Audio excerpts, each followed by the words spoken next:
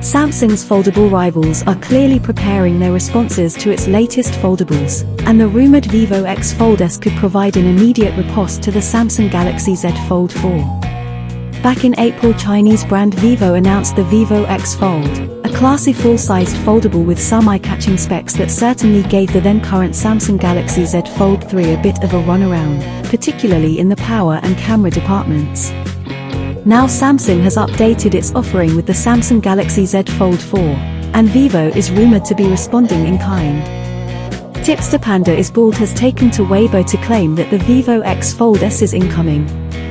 As the name and proximity suggest, it'll be a revised take on the original Vivo X Fold, pictured, that will bring improvements in just 3 key areas.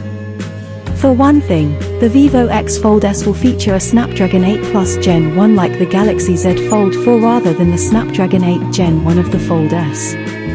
The battery is also receiving a minor bump from 4,600 mAh to 4,700 mAh.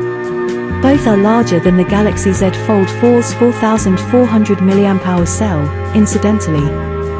Finally, it's claimed that the Vivo X Fold S will boost charging speeds from 66W to 80W. Again, both of these specs are in excess of the Samsung Galaxy Z Fold 4's 25W charging support.